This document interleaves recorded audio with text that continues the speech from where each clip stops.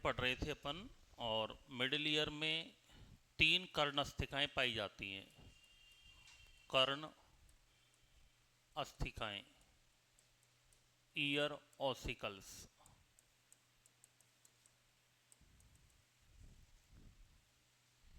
पहली एक होती है मैलियस,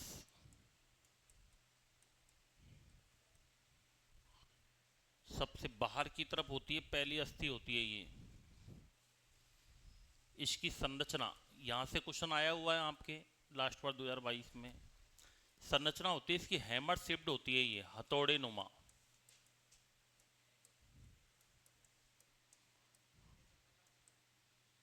हैमर होता है ना हथौड़ा, उस हैमर शेप्ड होती है ये, हथौड़े नुमा होती है मैलियस।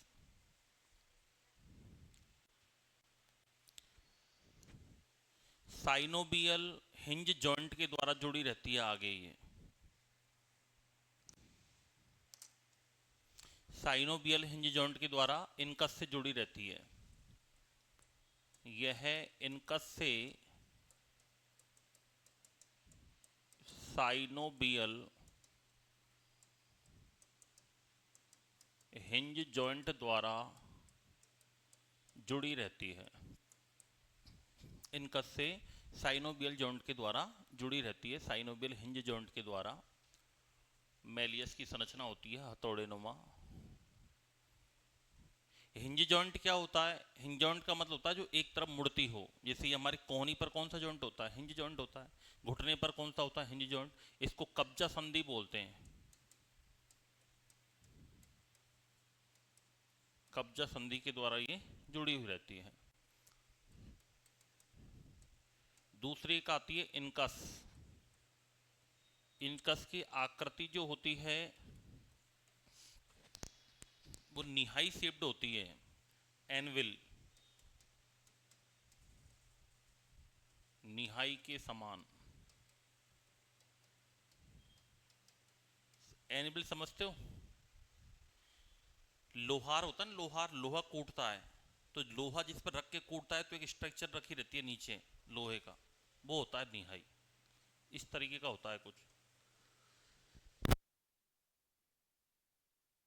उसको निहाई बोलते हैं। इस तरीके की होती है निहाई, इस जैसी होती है ये, एनविल के समान। और ये बॉल एंड सॉकेट जॉइंट, जिसको हिंदी में कहते हैं कंदुक खल्लिका संधि,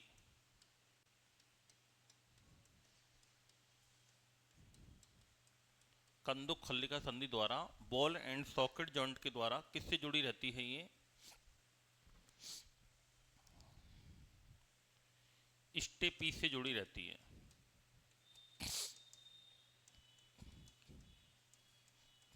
स्टेपीस से जुड़ी रहती है। और तीसरी होती है स्टेपीच। स्टेपीच कान की सबसे छोटी हड्डी होती है, सबसे अंदर की तरफ होती है ये।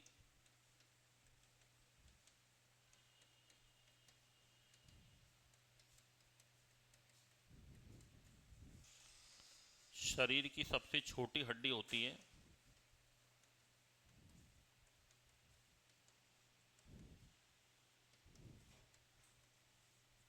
Smallest bone in human body, शरीर की सबसे छोटी हड्डी होती है। इसकी शेप कैसी होती है? Horse shoe.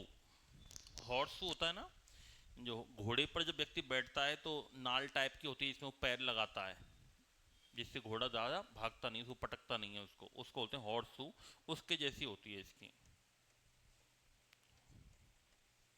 या इसको घोड़े के नाल बोलते हैं, घोड़े की नाल के समान। ये 3 बोन्स होती हैं, इनको ईयर ऑसिकल्स कहते हैं। जैसे जैसे हमारी उम्र बढ़ती है ये बोन्स हमारी इनएक्टिव हो जाती हैं और हमें कम सुनाई देना स्टार्ट हो जाता है।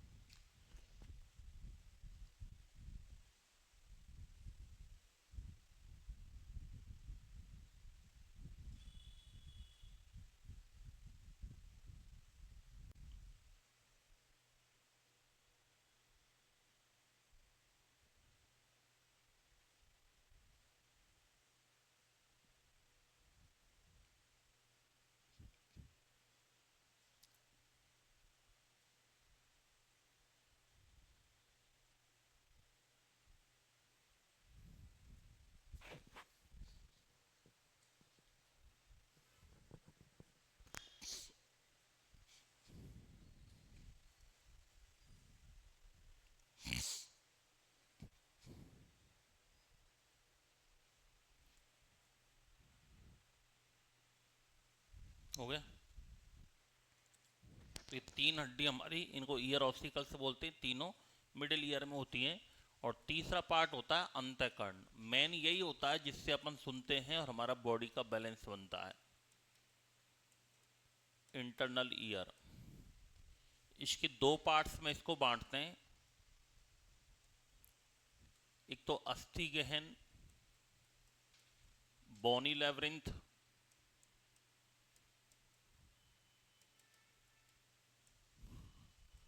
और एक कला गहन। कला गहन को कहते हैं मेम्ब्रेन लेवरिंथ। सबसे पहला आता है अस्थि गहन।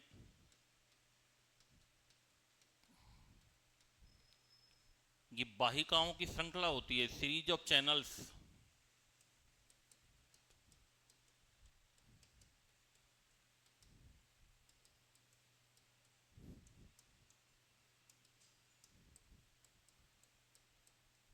सीरीज ऑफ चैनल्स, वाहिकाओं की श्रृंखला होती है। इसमें पेरिलिम्फ भरा रहता है, पेरिलिम्फ भरा रहता है। और एक होता है मेम्ब्रेनस लेवरिंथ, कला गहन, मेम्ब्रेनस लेवरिंथ। इसमें एंडोलिम्फ भरा रहता है।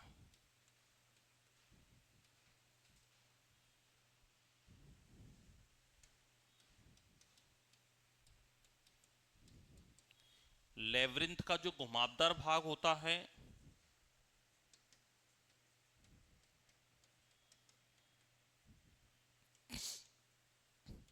लेवरिंथ का जो घुमावदार भाग होता है उसको बोलते हैं कॉक्लिया।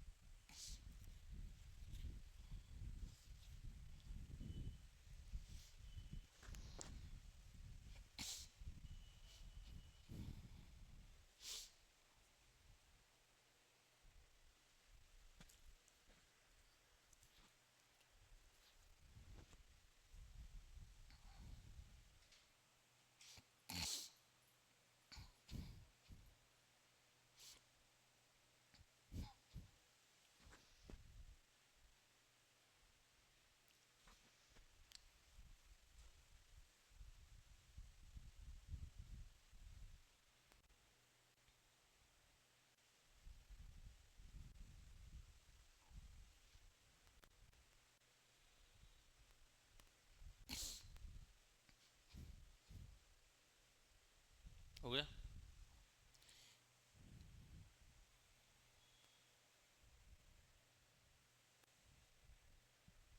ये कॉक्लिया जो वाला पार्ट है,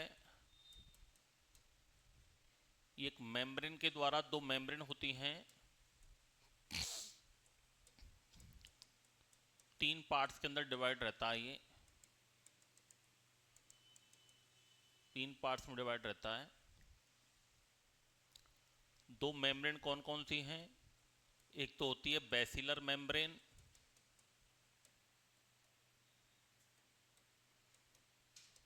जिसको कहते हैं आधारीय झिल्ली, और एक होती है राइजनर्स।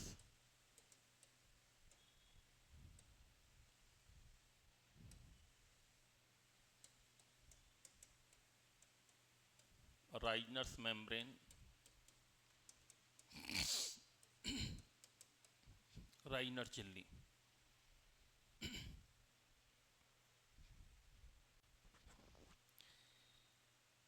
बेसिलर मेम्ब्रेन जो होती है ना, इस पर कार्टी ऑर्गन पाए जाते हैं। कार्टी ऑर्गन, पिछली बार क्वेश्चन यही आया था, कार्टी ऑर्गन किससे संबंधित हैं, या कान से संबंधित कौन सा ऑर्गन है। जो आप सुनते हो ना, वो कार्टी ऑर्गन्स के द्वारा सुनते हो। हमारी जो बेसिलर मेम्ब्रेन होती है, इस पर छोटी छोटी रोम पाई जाती हैं, सेल्स पाई जाती हैं, वहीं पर होता है कार्टी ऑर्गन। उस कार्टी ऑर्गन के माध्यम से अपन सुनते हैं। यही क्वेश्चन आया था 2022 में। बेसिलर मेम्ब्रेन पार्ट पर कार्टी ऑर्गन्स या कार्टी अंग उपस्थित होते हैं,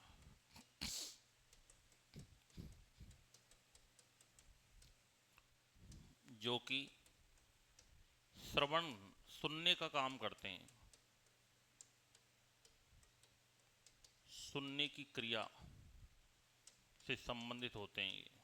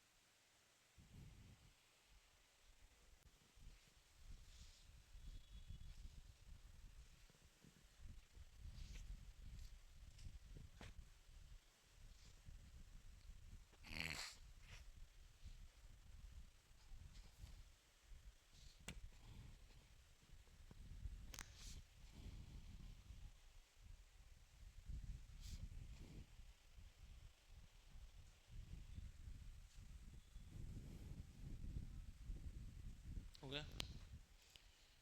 तो ये अपना ईयर के बारे में ये बातें याद रखनी है। तो ये ईयर वाला चैप्टर था। अब अपन इसमें पढ़ते हैं, एक नया चैप्टर है रिप्रोडक्शन, जनन, प्रजनन।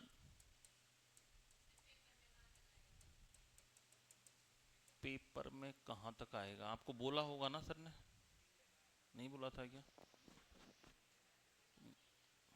एक बार पूछ जाना उनसे ये कहाँ तक का लिया है। लास्ट वाला कहाँ तक हो गया था?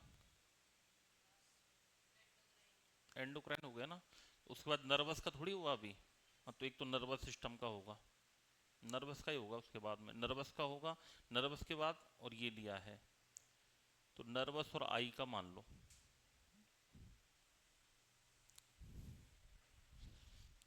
प्रजनन, रिप्रोडक्शन। रिप्रोडक्शन एक सजीवों का लक्षण होता है, कैरेक्टरिस्टिक्स ऑफ लिविंग बॉडी।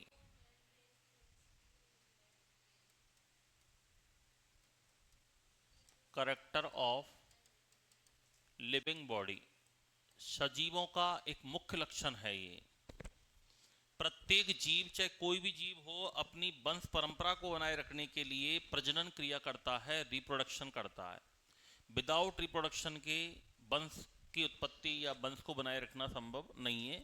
हर जीव प्रजनन क्रिया करता है, रिप्रोडक्शन क्रिया करता है। रिप्रोडक्शन जो होता है ये दो टाइप्स का होता है।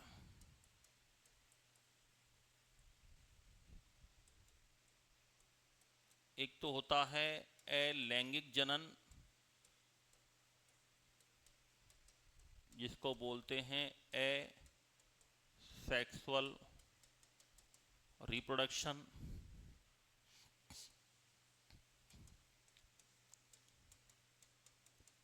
और दूसरा होता है लैंगिक जनन,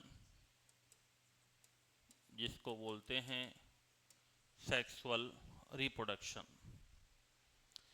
अलैंगिक जनन का मतलब होता है जिसमें गैमेट्स का रोल नहीं होता है, मेल गैमेट्स फीमेल गैमेट्स नहीं बनते हैं।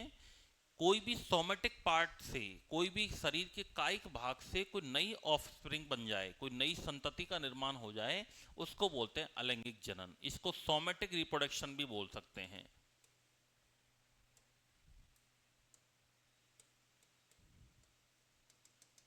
सोमेटिक रिप्रोडक्शन भी कह सकते हैं इसको, यानी कोई भी सोमेटिक पार्ट से, सोमेटिक पार्ट बोले तो कायिक भाग, कायिक भाग से नई संतति,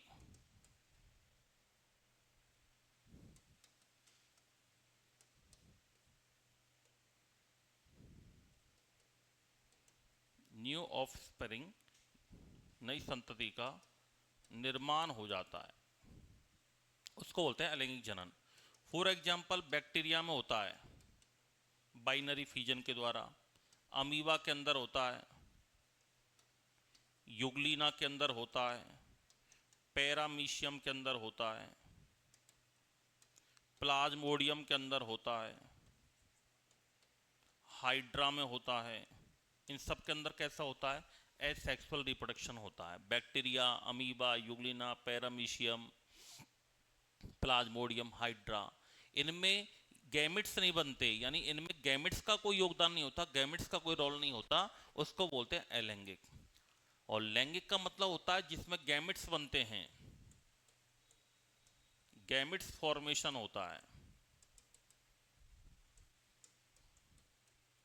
स्पर्म एंड ओवम फर्टिलाइज्ड होकर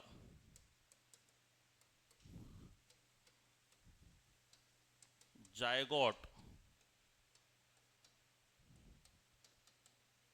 युग्मनज का निर्माण करें, उसको बोलते हैं सेक्सुअल रिप्रोडक्शन। जैसे ह्यूमन बॉडी के अंदर, हमारे अंदर सेक्सुअल रिप्रोडक्शन होता है। ह्यूमन बॉडी हो गया, फ्रॉग वगैरह हो गया, स्नैक वगैरह हो गया, सर्प वगैरह, ये सभी, मंकी हो गया।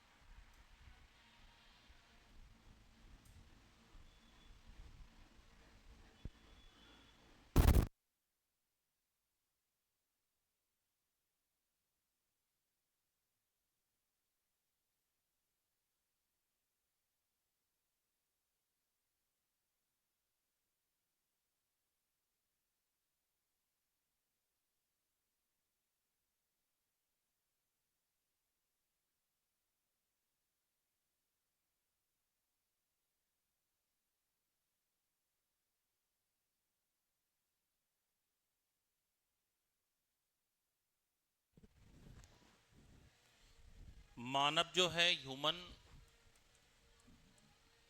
वो यूनिसेक्सुअल होता है, एक लिंगी प्राणी है,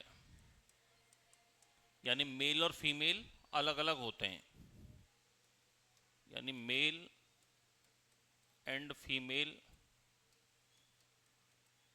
अलग अलग होते हैं।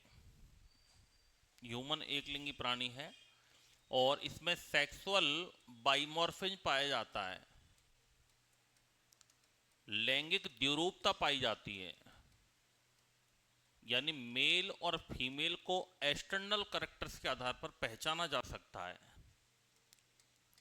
लैंगिक द्विरूपता पाई जाती है, मेल एंड फीमेल को बाहरी लक्षणों के आधार पर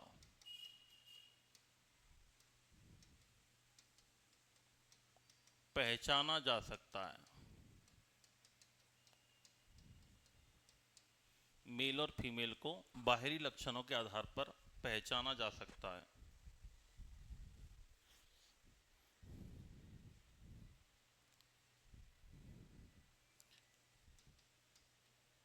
ह्यूमन रिप्रोडक्शन को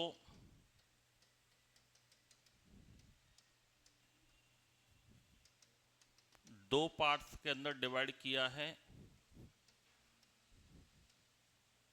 एक तो मेल रिप्रोडक्टिव सिस्टम, नरजनन तंत्र,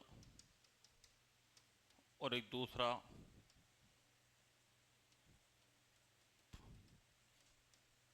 फीमेल रिप्रोडक्टिव सिस्टम, मादा जनन तंत्र।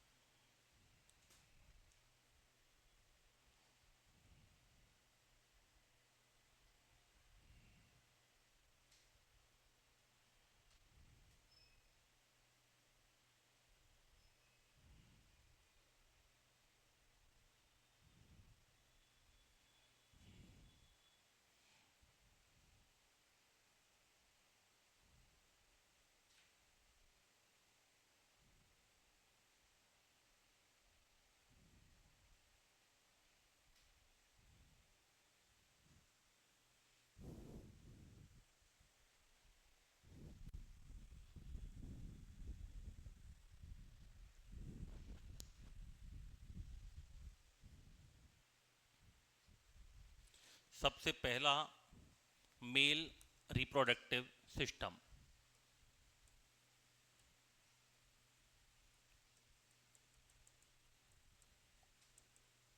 मेल रिप्रोडक्टिव सिस्टम को दो पार्ट्स के अंदर बांटते हैं।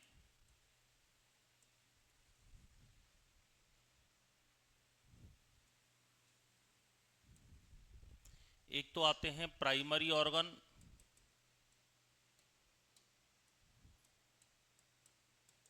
प्राथमिक अंग, और एक आते हैं एसेसरी ऑर्गन, सहायक अंग।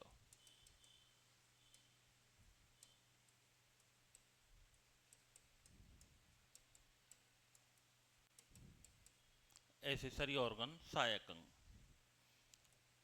प्राइमरी ऑर्गन की बात करें तो प्राइमरी ऑर्गन में केवल वृषण के बारे में बात करते हैं अपन, टेस्टिकल्स। बाकी सारे सहायक अंग हैं।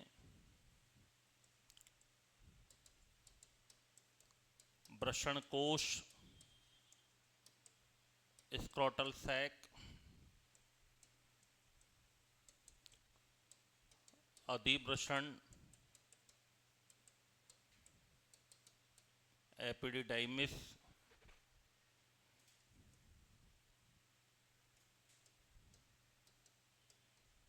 शुक्रवाहिनियां,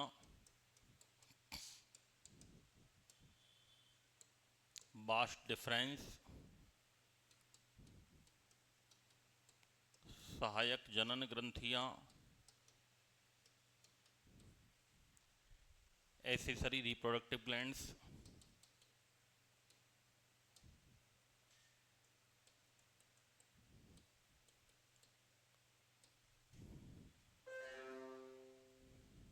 इसमें 3 आती हैं। एक तो प्रोस्टेट ग्रंथि, एक आती है इसमें शुक्राशय, प्रोस्टेट ग्लैंड, सेमिनल वेसिकल्स, और एक आती है कंद मूत्र पथ ग्रंथि या काउपर ग्लैंड्स।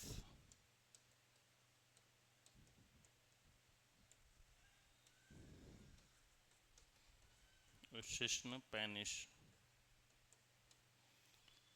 ये सारे एक्सेसरी ऑर्गन हैं और ये प्राइमरी ऑर्गन हैं।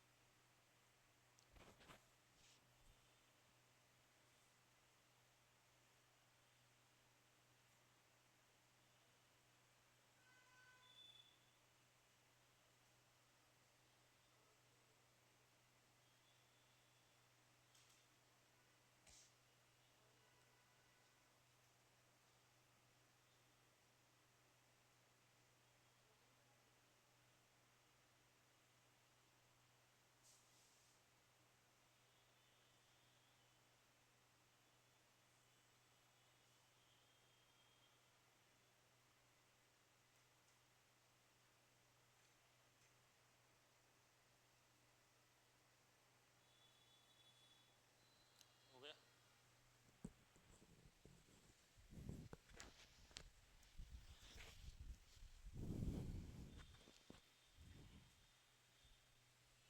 सबसे पहले अपन बात करते हैं इसमें टेस्टिज के बारे में। प्राथमिक अंग, प्राइमरी ऑर्गन है ये। वृषण, testes, primary and main organ है ये, मुख्य अंग है। सबसे पहले संख्या की बात करें कि इनकी संख्या कितनी होती है, तो टेस्टिज जो होते हैं वो 2 होते हैं। टेस्टिज 2 होती हैं, संख्या 2 होती हैं।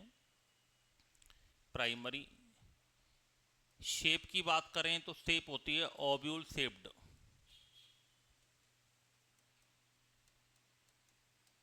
अंडाकार ओव्यूल शेप्ड होते हैं। वेट की बात करें, वजन, तो वजन होता है 10 से 15 ग्राम। इनकी पोजीशन क्या होती है, कहाँ पर उपस्थित होते हैं ये, तो ये उदर गुहा से बाहर पाए जाते हैं, एब्डोमिनल कैविटी से बाहर होते हैं। क्यों? क्योंकि स्पर्म फॉर्मेशन के लिए बॉडी टेम्परेचर से लगभग 3 डिग्री सेल्सियस, 2.5 से 3 डिग्री सेल्सियस कम टेम्परेचर की आवश्यकता होती है। इसलिए नर जनन ग्रंथि जो होती है, मेल रिप्रोडक्टिव ग्लैंड, वो एब्डोमिनल कैविटी से कहाँ होती है, बाहर होती है, उदर से बाहर होती है। तो ये उदर गुहा, एब्डोमिनल कैविटी से बाहर स्थित होते हैं, क्योंकि स्पर्म फॉर्मेशन के लिए, शुक्राणु के निर्माण के लिए बॉडी टेम्परेचर से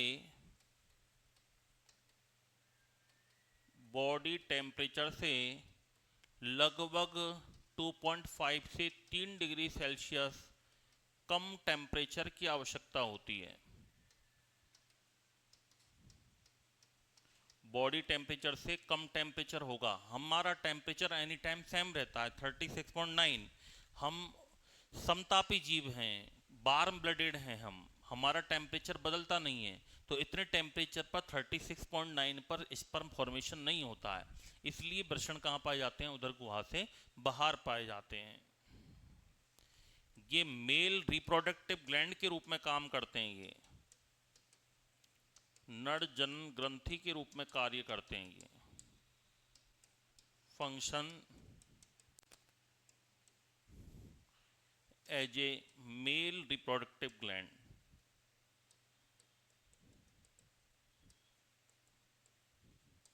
नर जनन ग्रंथि के रूप में काम करते हैं। मेन फंक्शन होता है इनका शुक्राणु जनन, शुक्राणु जनन, स्पर्मेटोजेनेसिस।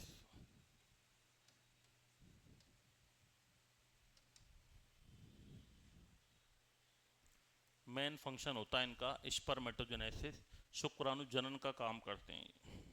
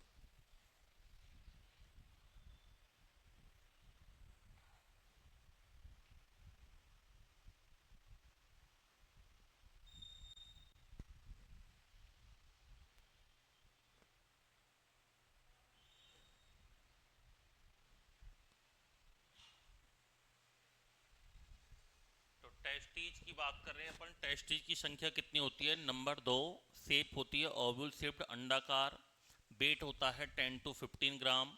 पोजीशन क्या है? एब्डोमिनल कैविटी से बाहर होते हैं, क्योंकि स्पर्म फॉर्मेशन के लिए बॉडी टेम्परेचर से लगभग 2 से 3 डिग्री सेल्सियस, 2.5 से 3 डिग्री सेल्सियस कम टेम्परेचर जरूरी होता है। मेल रिप्रोडक्टिव ग्लैंड के रूप में काम करते हैं, नर जनन ग्रंथि के रूप में काम करते हैं।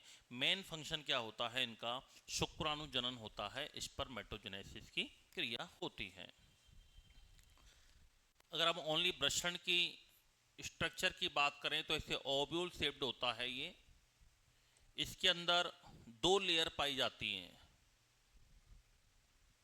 बाहरी लेयर जो होती है इसको बोलते हैं ट्यूनिका वेजाइनेलिस, यौनिक कंचुक कहते हैं। यह आवरण थोड़ा पतला होता है, थिन लेयर के रूप में होता है, और जो अंदर वाली लेयर है इसको बोलते हैं ट्यूनिका एल्बुजिनिया, जिसको बोलते हैं श्वेत कंचुक। क्या बोलते हैं? श्वेत कंचुक की ट्यूनिका एल्बुजिनिया।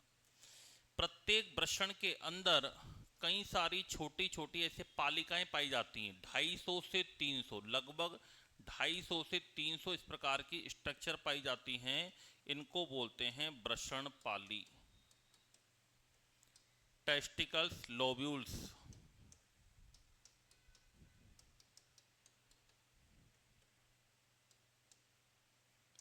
और प्रत्येक वृषण पाली के अंदर इसमें छोटी छोटी नलिकाएं पाई जाती हैं, जिनको सेमनीफेरस ट्यूब्यूल्स कहा जाता है। क्या कहा जाता है? 2 या 3 प्रत्येक में ये नलिकाएं पाई जाती हैं, जिनको कहा जाता है शुक्राणु जनक नलिकाएं, या इनको कहा जाता है सेमनीफेरस ट्यूब्यूल्स। सेमनीफेरस ट्यूब्यूल्स होती हैं।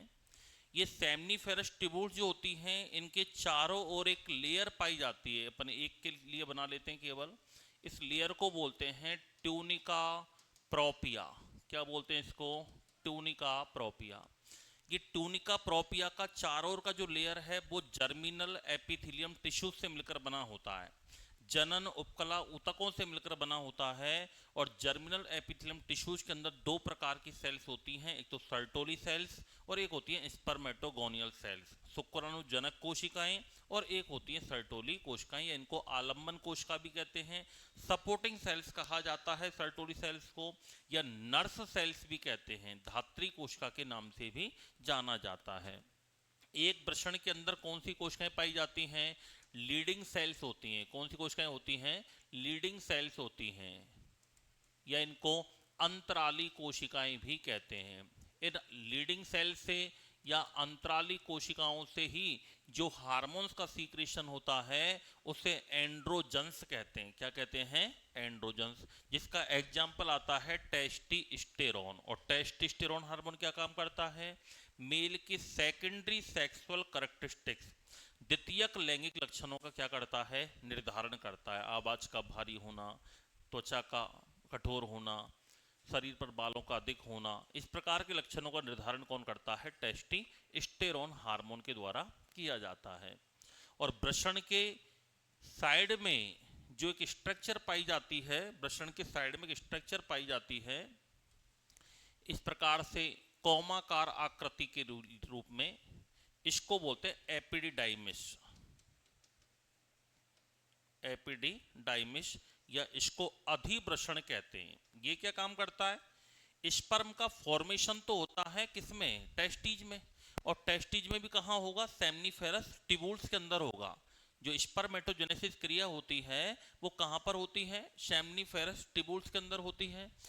और एपिडिडाइमिस में क्या होगा? स्पर्म का मैचुरेशन होगा, परिपक्वन होगा। स्पर्म का निर्माण तो होगा कहां पर? सेमनीफेरस ट्यूब्यूल्स में। और स्पर्म का मैचुरेशन, शुक्राणु का परिपक्वन कहां होगा? एपिडिडाइमिस में होगा। कहां पर होगा? एपिडिडाइमिस में। ये एपिडिडाइमिस जो होता है ना, ये टेस्टिस से छोटी छोटी नलिकाओं के द्वारा जुड़ा रहता है। इनको कहते हैं शुक्रवाहिका, बास एफ्रेंशिया बोलते हैं इनको। इनको बोलते हैं शुक्रवाहिका, बास इफ्रेंशिया बोलते हैं इनको। एक तो होता वास डिफरेंस और एक होता बास इफ्रेंस। ये शुक्रवाहिका है। ये अधिवृषण है, एपिडिडाइमिस है ये।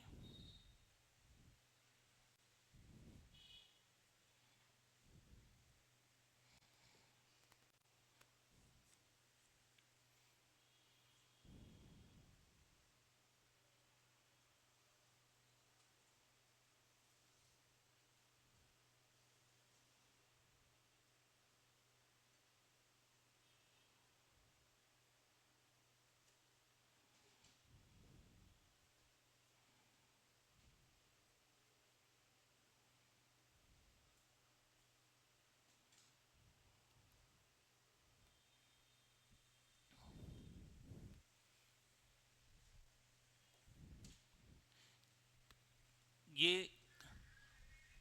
एक तो भाग होता है इसका कापुट, बीच वाला भाग होता है कॉर्पस, और लास्ट वाला भाग होता है कॉडा। ये एपिडिडाइमिस के तीन पार्ट होते हैं, कापुट, कॉर्पस, कॉडा। ऊपर वाला भाग कापुट होता है, बीच वाला कॉर्पस होता है, लास्ट वाले भाग को क्या बोलते हैं, कॉडा बोलते हैं।